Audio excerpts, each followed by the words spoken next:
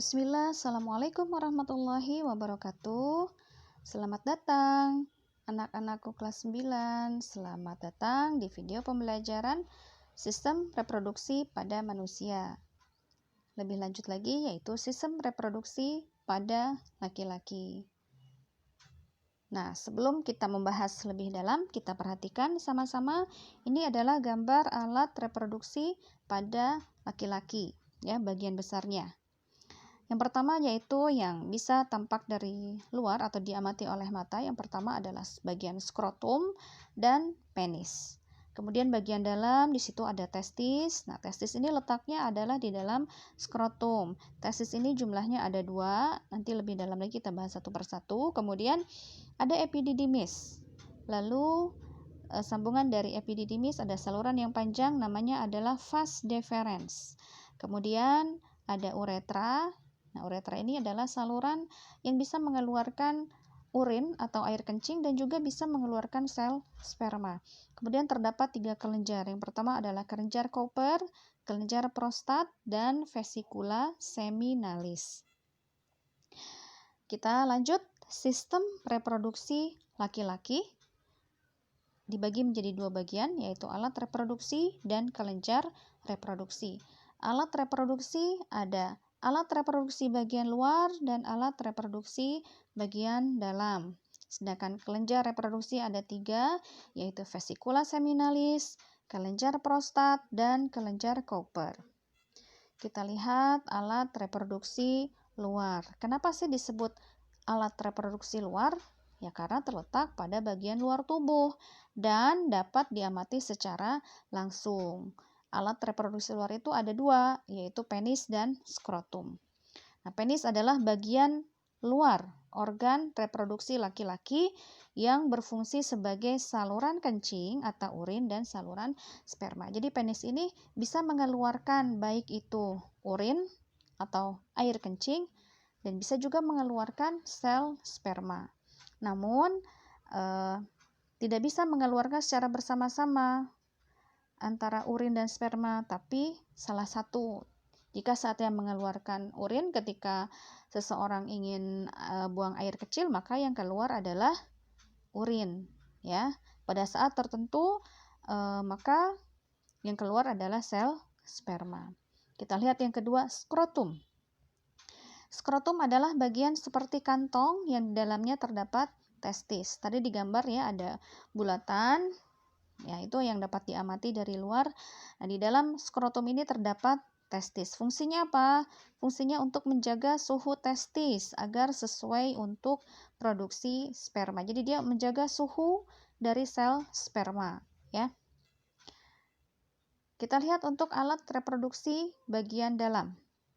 Apa sih alat reproduksi bagian dalam? Berarti dia alat reproduksi yang letaknya di bagian dalam tubuh dan tidak dapat diamati secara langsung karena memang letaknya di dalam, maka tidak bisa diamati secara langsung oleh mata kita, ya. Ada 5, yaitu 1 testis, 2 epididymis, 3 vas deferens, 4 ductus ejaculatorius, kemudian yang kelima uretra. Kita lihat satu persatu. Yang pertama adalah testis. Testis adalah bagian yang bentuknya bulat telur yang tersimpan di dalam skrotum. Jadi dia jumlahnya 2, letaknya di dalam skrotum.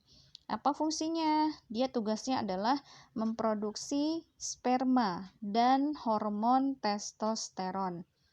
Apa sih sel sperma? Apa sih testosteron? Nanti kita lihat ya. Yang kedua yaitu epididymis. Adalah saluran yang keluar dari testis yang berbentuk seperti tanda koma dengan ukuran kurang lebih 4 cm. Fungsinya adalah tempat penyimpanan sperma sementara. Jadi setelah sel sperma diproduksi, maka ditempatkan di epididymis untuk penyimpanan sel sperma sementara. Yang ketiga yaitu vas deferens, adalah saluran panjang yang mengarah ke atas dan merupakan lanjutan dari epididymis. Jadi lanjutan dari epididymis ada saluran yang panjang, fungsinya yaitu menghubungkan epididymis dan uretra. Yang keempat yaitu ductus ejaculatorius adalah saluran sperma dari kantong sperma atau vesikula seminalis menuju uretra. Dan yang terakhir yaitu uretra, fungsinya sebagai saluran keluarnya sperma dan urin. Seperti dikatakan tadi sebelumnya bahwa meskipun uretra tugasnya mengeluarkan sperma dan juga urin, namun uretra ini tidak bisa mengeluarkan secara bersamaan antara urin dengan sperma. Jadi satu-satu. Saatnya keluar sel sperma saja. Saatnya keluarnya air kencing atau urin, ya keluar air kencing ketika seseorang ingin buang air kecil, ya. Nah, tadi kita lihat sperma tadi dihasilkan oleh testis, ya, yang testis ini berada di dalam skrotum. Apa itu sel sperma atau spermatozoa? Adalah sel kelamin laki-laki. Jadi seorang laki-laki yang sudah balik, ya, biasanya berumur antara 10 sampai 14 tahun, dia sudah beranjak remaja, maka dia sudah mampu untuk mengeluarkan atau membentuk sel sperma, ya, sel kelamin laki-laki. Sel sperma merupakan sel tunggal yang mempunyai ekor dan kepala. Kita lihat gambar di samping, ya. Di situ ada gambar sel sperma, ada bagian kepala, kemudian bagian tengah, lalu bagian ekor, ya. Itu adalah bagian-bagian dari sel sperma. Nah, tugas dari testis juga selain mengeluarkan sel sperma juga mengeluarkan hormon testosteron. Apa itu? Testosteron adalah senyawa yang dapat merangsang perubahan fisik pada anak laki-laki. Seperti misalnya tumbuhnya kumis, membesarnya jakun, suaranya menjadi besar, dadanya menjadi bidang. Fungsinya adalah mengatur perkembangan dan fungsi alat reproduksi laki-laki, serta mengatur perkembangan ciri-ciri reproduksi sekunder. Ciri-ciri reproduksi sekunder itu seperti tadi, tumbuhnya kumis, membesarnya jakun, suaranya menjadi membesar, dadanya menjadi bidang, dan sebagainya. Nah, pada saat seseorang atau seorang laki-laki sudah mampu menghasilkan hormon testosteron, maka dia sudah masuk atau disebut dengan masa pubertas. Apa itu? Masa peralihan. Masa ketika anak laki-laki mengalami fungsi kematangan seksual.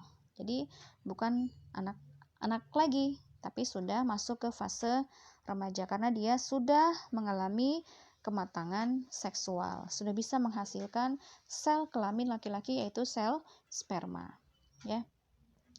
Kita lihat kelenjar reproduksi tadi ada 5. Yang pertama adalah vesikula seminalis atau disebut juga sebagai kantong sperma. Vesikula seminalis merupakan struktur yang berbentuk seperti kantong kusut kurang lebih 5 cm yang terletak di belakang dari kantong kemih.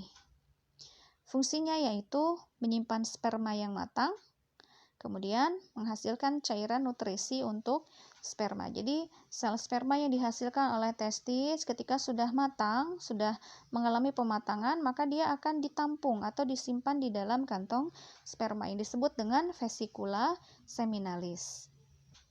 Yang kedua yaitu kelenjar prostat.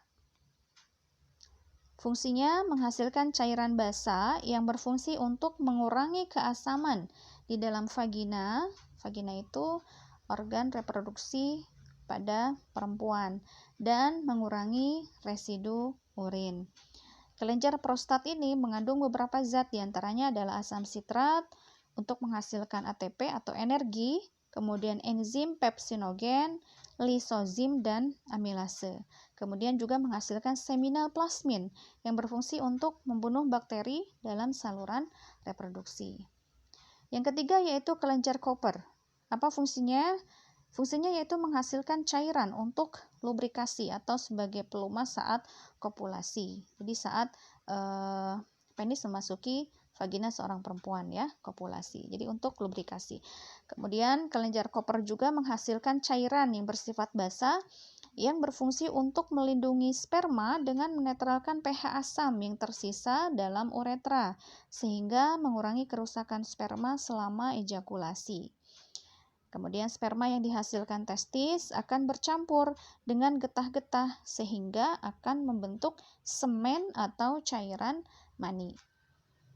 Jadi cairan mani ini adalah sel sperma yang bercampur dengan getah-getah, ya.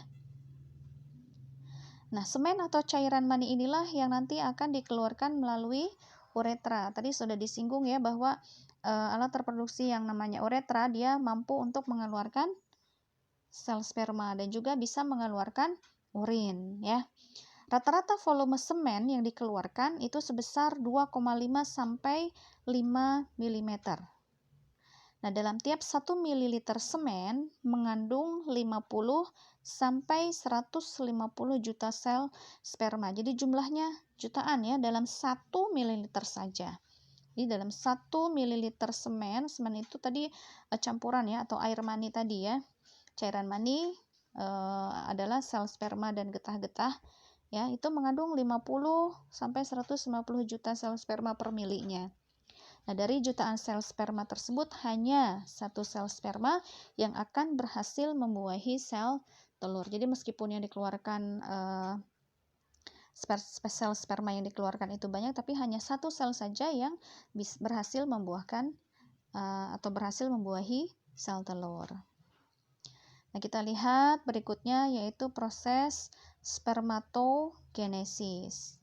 Adalah tanda bahwa sistem reproduksi laki-laki telah matang adalah keluarnya cairan mani tadi ya, cairan mani dari penis, yakni saat mengalami mimpi basah. Jadi apabila seorang anak laki-laki pertama kali mengalami mimpi basah, maka artinya bahwa dia sudah mengalami kematangan secara seksual. Dia sudah mampu mengeluarkan sel sperma, ya. Tandanya itu dengan keluarnya cairan mani tersebut dari penis seorang laki-laki. Maka artinya anak laki-laki tersebut sudah bukan merupakan fase anak-anak tapi sudah masuk ke fase remaja. Artinya apa? Artinya segala tindak tanduk, perbuatan yang dia lakukan maka akan dimintai pertanggungjawabannya. Ketika dia melakukan kesalahan maka akan dicatat, ya. Ketika melakukan kebaikan juga akan dicatat. Jadi sudah terkena hukum-hukum tertentu. Nah, kapan mimpi basah itu terjadi? Pada umumnya terjadi pada usia 10 sampai 14 tahun. Bisa lebih cepat, bisa juga lebih lambat, ya. Kemudian cairan mani ini merupakan campuran sel-sel sperma dengan getah-getah yang dikeluarkan oleh kelenjar reproduksi. Ini ada pertanyaan, di mana sih terjadi proses pembentukan sel sperma? Tadi sudah jelaskan ya di awal bahwa proses terjadi pembentukan sel sperma adalah di testis. Di mana testis letaknya? Yaitu di dalam skrotum, ya. Nah, ini proses spermatogenesis ya. Adalah proses pembentukan sel sperma. Pembentukan sperma terjadi di tubulus seminiferus. Tubulus seminiferus adalah saluran yang berkelok-kelok, tempat pembentukan sperma. Kumpulan tubulus ini membentuk testis. Jadi di dalam testis ini ada kumpulan tubulus atau tubulus seminiferus untuk membentuk atau tempat menghasilkan sel sperma. Nah, ini adalah gambar testis. Nah, di dalam testis ini dia terdapat kumpulan-kumpulan tubulus seminiferus yang fungsinya tadi adalah untuk pembentukan sel sperma, ya. Ini adalah skema dari proses spermatogenesis ya. Yang pertama adalah yang paling atas itu sel spermatogonium. Dia membawa kromosom diploid yaitu 2N. Pertemuan pertama sudah kita bahas, ada istilah diploid, ada istilah haploid, ada pembelahan sel mitosis, ada pembelahan sel meiosis ya. Silakan kalian dipelajari lagi. Spermatogonium ini menghasilkan atau membawa sel diploid atau mengandung kromosom 2N. Kemudian mengalami pembelahan mitosis sehingga menghasilkan spermatosit primer dan merupakan sel diploid atau 2N. Spermatosit primer dia mengalami pembelahan meiosis yang pertama atau meiosis 1 dan menghasilkan spermatosit sekunder. Nah, spermatosit sekunder ini dia mengandung kromosom N atau mengandung sel haploid. Ya, jadi ada dari satu sel diploid, maka melalui pembelahan sel meiosis yang pertama membelah menjadi 2 sel, yaitu masing-masing spermatosit sekunder. Spermatosit sekunder masing-masing dia mengalami pembelahan meiosis yang kedua. Masing-masing disebut dengan spermatid. Jadi dari sepasang spermatosit sekunder maka akan menghasilkan 4 buah spermatid. Nah, masing-masing 4 spermatid tadi akan berdiferensiasi menghasilkan 4 buah sel sperma atau spermatozoa dengan sel kromosomnya berupa haploid atau N, ya. Nah, itu saja yang bisa Ibu sampaikan untuk pertemuan yang kedua ini. Semoga bisa dipahami. Sekian, terima kasih. Wassalamualaikum warahmatullahi wabarakatuh.